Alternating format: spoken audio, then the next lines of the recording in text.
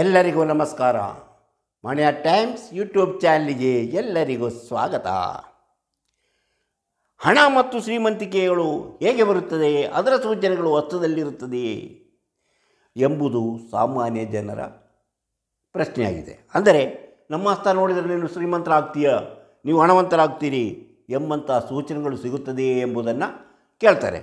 ಅದರ ಬದಲು ನಾವು ಹಣವನ್ನು ಮತ್ತು ಶ್ರೀಮಂತರಾಗುವಂತಹ ಸೂಚನೆಗಳು ಯಾವುದು ಎಂಬುದನ್ನು ನಾವು ಇವತ್ತು ಚರ್ಚೆ ಮಾಡೋಣ.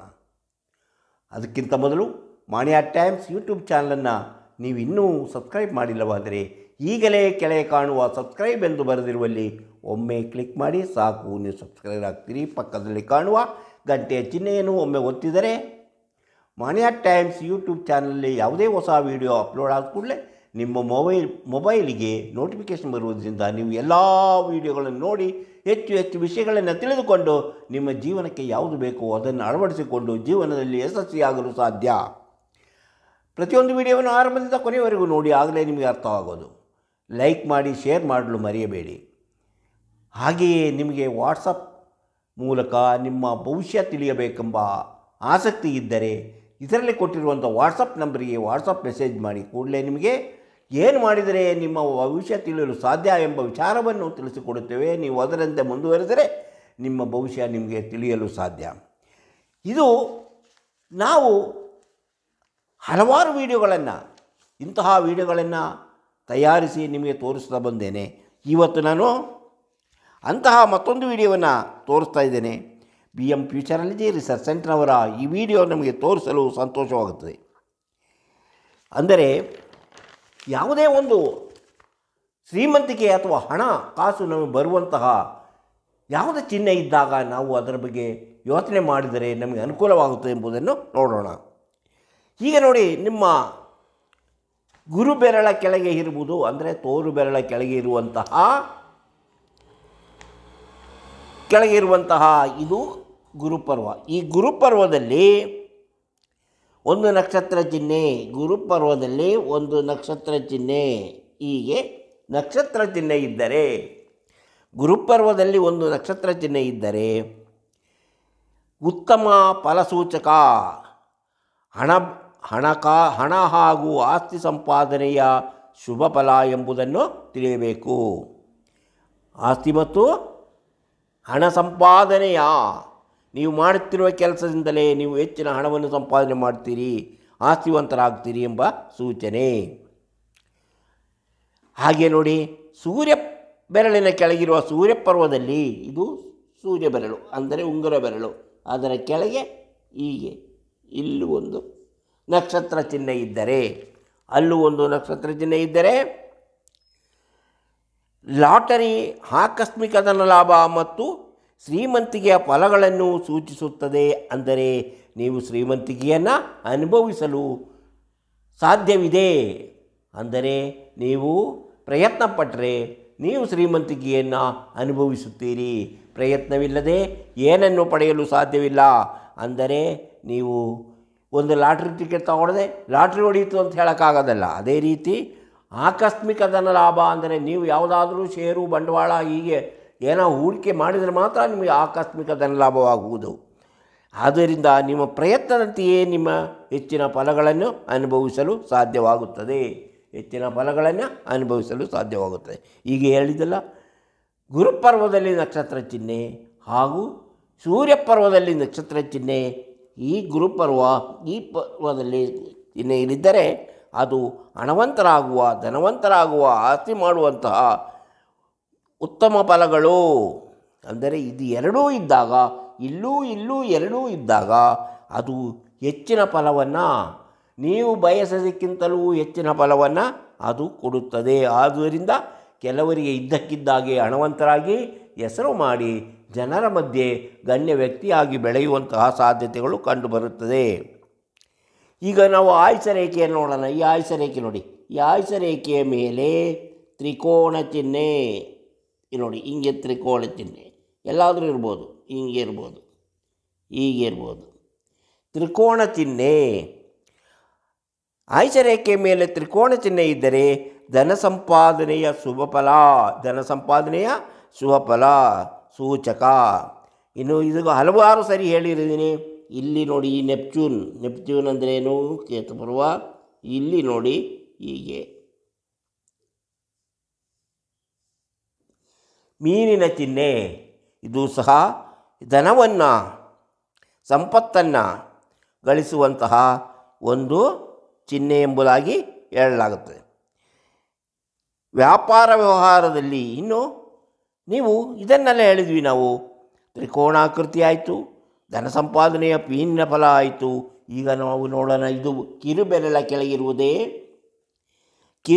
ಕೆಳಗಿರುವುದೇ ಬುಧ ಪರ್ವ.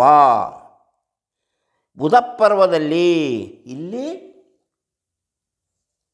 ಮೀನಿನ ಚಿಹ್ನೆ, ಇಲ್ಲಿ ಮೀನಿನ ಚಿಹ್ನೆ ಇದ್ದರೆ, ಬುಧ ಪರ್ವದಲ್ಲಿ ಮೀನಿನ ಚಿಹ್ನೆ ಇದ್ದರೆ ಅವರು ವ್ಯಾಪಾರ ವ್ಯವಹಾರಗಳಿಂದ ಹೇರಳ ಧನವನ್ನು ಸಂಪಾದನೆ ಮಾಡಿ ಶ್ರೀಮಂತಿಕೆಯನ್ನು ಅನುಭವಿಸುವಂತಹ ಸೂಚನೆಗಳಿವೆ. ಅವರು ಪ್ರಯತ್ನ ಪಟ್ಟರೆ ಎಂತಹ ಶ್ರೀಮಂತಿಕೆಯನ್ನಾದರೂ ಅನುಭವಿಸಬಹುದು. ಪ್ರಯತ್ನ ಅವಶ್ಯಕ. ಹೆಚ್ಚಿನ ಸಂಪತ್ತನ್ನು ಗಳಿಸುತ್ತಾರೆ. ಆಯುಷರೇಖೆಯಿಂದ ಒಂದು ಶಾಖಾರೇಖೆ, ಆಯುಷರೇಖೆಯಿಂದ ಒಂದು ಶಾಖಾರೇಖೆ ಹೀಗೆ ಮೇಲಕ್ಕೆ, ಅದಕ್ಕೆ ಮೇಲಕ್ಕೆ ಹೋಗಿದ್ದರೆ, ಈಗ ಇದನ್ನು ನಾವು ಅಳಿಸಿಬಿಟ್ಟೆ ನೋಡಿ. ಶಾಖಾರೇಖೆ ನೋಡಿ, ಹೀಗೆ ಒಂದು ರೇಖೆ ಹೋಗಿದ್ದರೆ, ಮಧ್ಯದವರೆಗೂ ಬಂದಿದ್ದರೆ, ಆಯುಷರೇಖೆಯಿಂದ ಒಂದು ಶಾಖಾರೇಖೆ ಹೀಗೆ ಬಂದಿದ್ದರೆ ಗುರುಪರ್ವದ ಇಲ್ಲಿಗೆ ಬಂದಿರಬೇಕು. ಗುರುಪರ್ವದ ಮಧ್ಯದವರೆಗೆ, ಇದು ನೋಡಿ ಮಧ್ಯದವರೆಗಾದರೂ ಬಂದಿರಬೇಕು.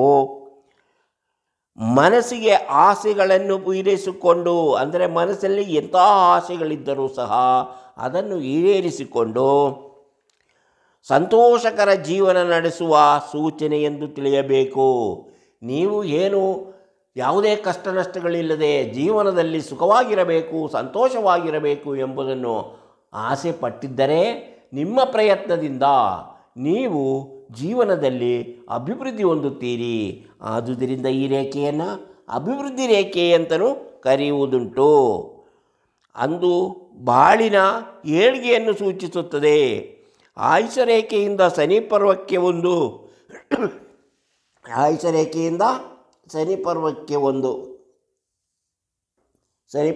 ಒಂದು ಆಯುಷರೇಖೆ. ಇದು ಆಯುಷರೇಖೆಯಿಂದ ಶನಿ ಪರ್ವಕ್ಕೆ ಒಂದು ರೇಖೆ ಹೋಗಿದ್ದರೆ ಸ್ವಂತ ಮನೆ ಹೊಂದುವ, ಸ್ವಂತ ಮನೆ, ಉತ್ತಮವಾದ ಮನೆ, ಸರಿಯಾದ ಮನೆ, ಉದ್ಯೋಗದಲ್ಲಿ ಬಡ್ತಿ ಮುಂತಾದ ಶುಭ ಫಲಗಳ ಸೂಚನೆ ಎಂದು ತಿಳಿಯಬೇಕು. ಅಂದರೆ ನೀವು ಯಾವುದಾದರೂ ಉದ್ಯೋಗದಲ್ಲಿದ್ದರೆ ಉತ್ತಮ ಉದ್ಯೋಗದಲ್ಲಿ ಬಡ್ತಿ ದೊರೆತು ನಿಮ್ಮ ಆದಾಯವು ಹೆಚ್ಚಾಗಲಿದೆ. ಹಾಗೆಯೇ ನೀವು ಅಂದುಕೊಂಡ ರೀತಿಯಲ್ಲಿ ಒಂದು ಉತ್ತಮ ಮನೆಯನ್ನು ಮಾಡಿಕೊಳ್ಳುವಂತಹ ಶುಭ ಫಲಗಳು ಅದೆಂದು ತಿಳಿಯಬೇಕು. ಈಗ ನೋಡಿ, ನಾವು ಇದನ್ನು ಆಯಿತು. ಈಗ ನಮ್ಮ ಭಾಗ್ಯರೇಖೆಗೆ ಹೋಗೋಣ. ಭಾಗ್ಯರೇಖೆ ನೋಡಿ, ಭಾಗ್ಯರೇಖೆ, ಇದು ಭಾಗ್ಯರೇಖೆ ನೋಡಿ. ಭಾಗ್ಯರೇಖೆ ಶನಿ ಪರ್ವದವರೆಗೆ ಬಂದಿದ್ದರೆ,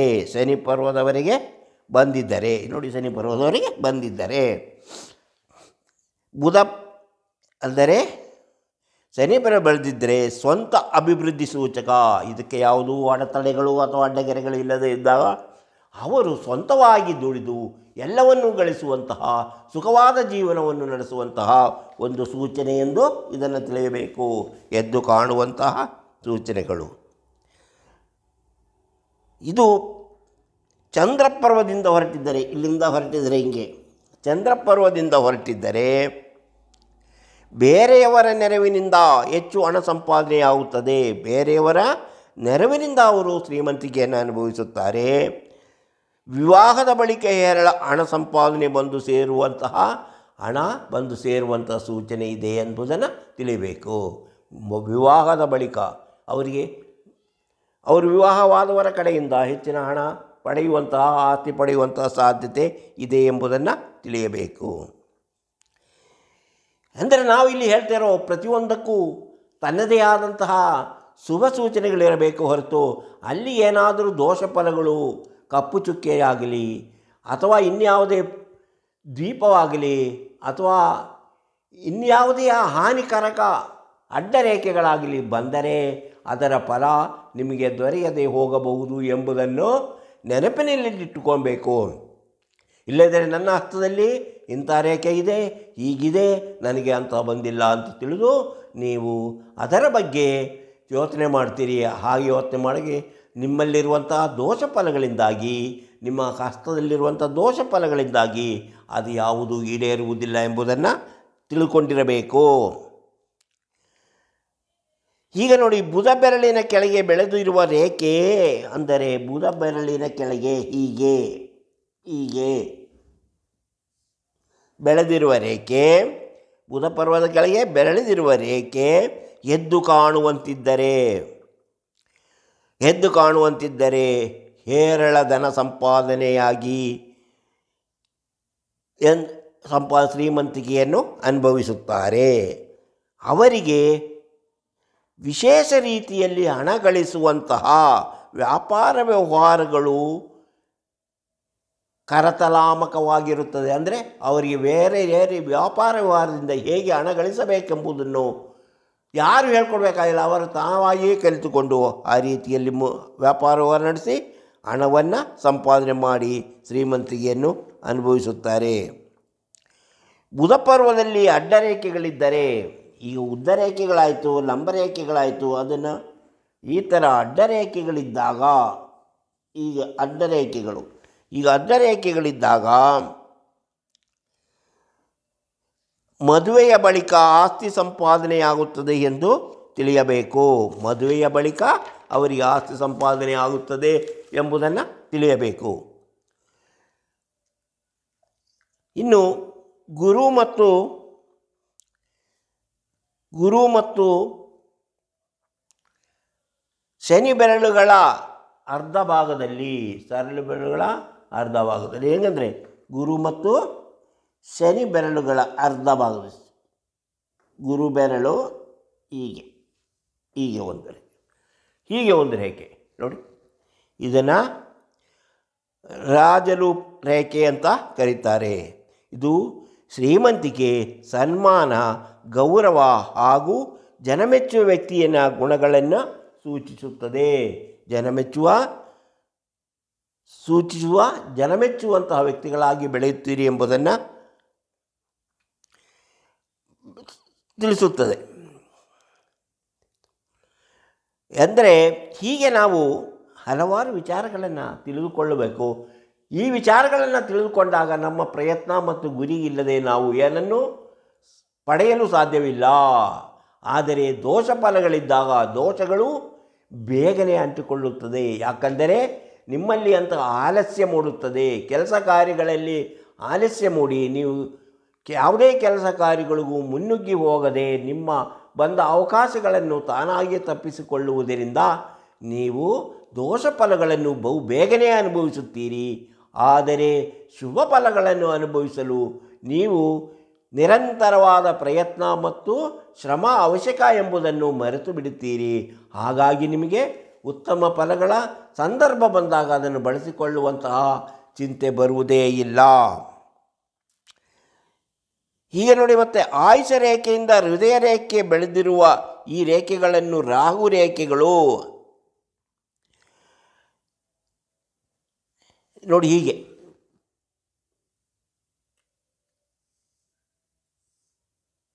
ಈ ರೇಖೆಗಳನ್ನು ರಾಹು ರೇಖೆಗಳು ಅಂತ ಕರೀತೇವೆ. ಇದು ಸಹ ಹಣ ಆಸ್ತಿ ಸಂಪಾದನೆಯನ್ನು ಸೂಚಿಸುತ್ತದೆ. ಅಂದರೆ ಹೃದಯ ರೇಖೆಯಿಂದ ಇದು ಕರೆಕ್ಟಾಗಿ ನಿಮಗೆ ತೋಡಬೇಕಾದ್ರೆ ಇದು ಕರೆಕ್ಟಾಗಿ ನಿಮಗೆ ನೋಡಬೇಕಾದ್ರೆ ನೋಡಿ, ಇದು ಹೃದಯ ರೇಖೆ, ಇದು ರೇಖೆ, ಇಲ್ಲಿಂದ ಈ ರೇಖೆಯಿಂದ ಈಗ ಹೀಗೆ ಹೃದಯ ರೇಖೆಗೆ ಆಯುಷ ರೇಖೆ, ಇದು ಆಯುಷ ರೇಖೆ ಅಂದರೆ ಹೃದಯ ರೇಖೆಗೆ ಇದನ್ನು ರಾಹು ರೇಖೆಗಳು ಅಂತ ಕರೀತೇವೆ. ಇದು ಜ್ಞಾನರೇಖೆಯಲ್ಲಿ ಕಾಣುವ ನಕ್ಷತ್ರ ಚಿಹ್ನೆಯು ಇದು ಸಹ ಆಸ್ತಿ ಹಣವನ್ನು ತರುತ್ತದೆ. ಈಗ ಇದರಲ್ಲಿ ಕಾಣುವಂತಹ ನಕ್ಷತ್ರ ಚಿಹ್ನೆಯು ಯಾವುದರಲ್ಲಿ? ಜ್ಞಾನರೇಖೆಯಲ್ಲಿ ಕಾಣುವ ನಕ್ಷತ್ರ ಅಥವಾ ತ್ರಿಕೋಣ ಚಿಹ್ನೆ, ನಕ್ಷತ್ರ ಅಥವಾ ತ್ರಿಕೋಣ ಚಿಹ್ನೆ ಬುದ್ಧಿವಂತಿಕೆಯಿಂದ ಹಣ ಸಂಪಾದನೆ ಮಾಡಿ ಉಳಿಸಿಕೊಳ್ಳುವ ಒಂದು ಬುದ್ಧಿವಂತ ಎಂಬುದನ್ನು ಸೂಚಿಸುತ್ತದೆ. ಜ್ಞಾನರೇಖೆಯಿಂದ ಬುಧಮಂಡಲಕ್ಕೆ ರೇಖೆ ಬೆಳೆದಿದ್ದರೆ ಅವರು ಉತ್ತಮ ಆರ್ಥಿಕ, ಅಂದರೆ ಇಲ್ಲಿಂದ ಒಂದು ರೇಖೆ ಹೀಗೆ ಇಲ್ಲಿಗೆ ಹೋಗಿದ್ದರೆ, ಇದು ಬುಧ ಇಲ್ಲಿಂದ ಇಲ್ಲಿಗೆ ಹೋಗಿದ್ದರೆ ಅವರು ಉತ್ತಮ ಆರ್ಥಿಕ ವ್ಯವಸ್ಥಾಪಕರಾಗಿರುತ್ತಾರೆ. ಈ ಕಾರ್ಯಕ್ರಮ ಅಂದರೆ ಅವರು ಯಾವುದೇ ಒಂದು ಕೆಲಸದಲ್ಲಿ ಆರ್ಥಿಕವಾಗಿ ಯಾವುದೇ ರಂಗದಲ್ಲಿ ಅವರು ಕೆಲಸ ಮಾಡಿದರೂ ಅವರು ಆರ್ಥಿಕ ತಜ್ಞರಂತೆ ಕೆಲಸ ಮಾಡುತ್ತಾರೆ. ಆದ್ದರಿಂದ ಅವರು ಶ್ರೀಮಂತಿಕೆಯನ್ನು ಅನುಭವಿಸುತ್ತಾರೆ. ಇದು ಇವತ್ತಿನ ಕಾರ್ಯಕ್ರಮದಲ್ಲಿ ನಿಮಗೆ ಅರ್ಥವಾಗಿರಬಹುದು. ಈ ರೀತಿಯಲ್ಲಿ ರೇಖೆಗಳು ಚಿಹ್ನೆಗಳು ಇದ್ದವರು ಐಶ್ವರ್ಯವಂತರಾಗುತ್ತಾರೆ, ಧನವಂತರಾಗುತ್ತಾರೆ, ಶ್ರೀಮಂತರಾಗುತ್ತಾರೆ. ಆದರೆ ಹಸ್ತದಲ್ಲಿ ಯಾವುದೇ ದೋಷಕಾರಕ ಚಿಹ್ನೆಗಳಿರಬಾರದು. ಅವರ ಜೀವನವು ಉತ್ತಮಗೊಳ್ಳಬೇಕಾದರೆ ನೀವು ಶ್ರಮ ಮತ್ತು ಪ್ರಯತ್ನ ಗುರಿಯೊಂದಿಗೆ ಕೆಲಸ ಮಾಡಬೇಕು. ಹಾಗಿದ್ದಾಗ ನೀವು ಶ್ರೀಮಂತಿಕೆಯನ್ನು ಅನುಭವಿಸುತ್ತೀರಿ. ಇಂತಹ ಹಲವಾರು ವಿಚಾರಗಳಿವೆ, ಅವುಗಳನ್ನೆಲ್ಲ ಮುಂದಿನ ವಿಡಿಯೋಗಳಲ್ಲಿ ಹೇಳ್ತಾ ಹೋಗುತ್ತೇವೆ. ಈಗ ನೀವು ಈ ವಿಡಿಯೋವನ್ನು ಇಷ್ಟಪಟ್ಟಿದ್ದರೆ ಈಗಲೇ ಲೈಕ್ ಮಾಡಿ, ಶೇರ್ ಮಾಡಿ, ಪ್ರೋತ್ಸಾಹ ಕೊಡಿ. ಹಾಗೆಯೇ ಇಂತಹ ವಿಡಿಯೋಗಳನ್ನು ಮತ್ತೆ ಮತ್ತೆ ನೋಡಲು ನಿಮಗೆ ಆಸಕ್ತಿ, ನಿಮಗೆ ಸಾಧ್ಯವಾಗಬೇಕಾದರೆ ಇನ್ನೂ ನೀವು ಮಣಿ ಟೈಮ್ಸ್ ಯೂಟ್ಯೂಬ್ ಚಾನಲನ್ನು ಸಬ್ಸ್ಕ್ರೈಬ್ ಮಾಡಿಲ್ಲವಾದರೆ ಈಗಲೇ ಕೆಳಗೆ ಕಾಣುವ ಸಬ್ಸ್ಕ್ರೈಬ್ ಎಂದು ಬರೆದಿರುವಲ್ಲಿ ಒಮ್ಮೆ ಕ್ಲಿಕ್ ಮಾಡಿ ಸಾಕು, ನೀವು ಸಬ್ಸ್ಕ್ರೈಬ್ ಆಗ್ತೀರಿ. ಪಕ್ಕದ ಕಾಣುವ ಗಂಟೆಯ ಚಿಹ್ನೆಯನ್ನು ಒಮ್ಮೆ ಒತ್ತಿದರೆ ಮಣಿ ಟೈಮ್ಸ್ ಯೂಟ್ಯೂಬ್ನಲ್ಲಿ ಯಾವುದೇ ಒಂದು ಹೊಸ ವಿಡಿಯೋ ಅಪ್ಲೋಡ್ ಮಾಡಿದ ಕೂಡಲೇ ನಿಮ್ಮ ಮೊಬೈಲಿಗೆ ನೋಟಿಫಿಕೇಷನ್ ಬರುತ್ತೆ. ನೀವು ಎಲ್ಲ ವಿಡಿಯೋಗಳನ್ನು ನೋಡಿ ಹೆಚ್ಚು ವಿಷಯಗಳನ್ನು ತಿಳಿದುಕೊಳ್ಳಲು ಸಾಧ್ಯವಾಗುತ್ತದೆ. ಹಾಗೆಯೇ ನಿಮಗೆ ಹಸ್ತರೇಖಾ ಸಾಮುದ್ರಿಕ ಶಾಸ್ತ್ರ ಮೂಲಕ ಭವಿಷ್ಯ ತಿಳಿಯುವಂತಹ ಆಸಕ್ತಿ ಇದ್ದರೆ ಇದರಲ್ಲಿ ಕೊಟ್ಟಿರುವಂಥ ವಾಟ್ಸಪ್ ನಂಬರಿಗೆ ವಾಟ್ಸಪ್ ಮೆಸೇಜ್ ಮಾಡಿ. ನಿಮಗೆ ಕೂಡಲೇ ಏನು ಮಾಡಿದರೆ ನಿಮ್ಮ ಭವಿಷ್ಯ ತಿಳಿಯಲು ಸಾಧ್ಯ ಎಂಬುದನ್ನು ತಿಳಿಸಿಕೊಡಲಾಗುತ್ತೆ. ಅದರಂತೆ ಮುಂದುವರೆದರೆ ನಿಮ್ಮ ಭವಿಷ್ಯ ತಿಳಿಯಲು ನಿಮಗೆ ಸಾಧ್ಯವಾಗುತ್ತದೆ. ಇಂತಹ ಮತ್ತೊಂದು ವಿಡಿಯೋದೊಂದಿಗೆ ಮತ್ತೆ ಬರುತ್ತೇನೆ. ಇಷ್ಟು ಹೊತ್ತು ಈ ವಿಡಿಯೋ ನೋಡಿದ ನಿಮಗೆಲ್ಲರಿಗೂ ಧನ್ಯವಾದ.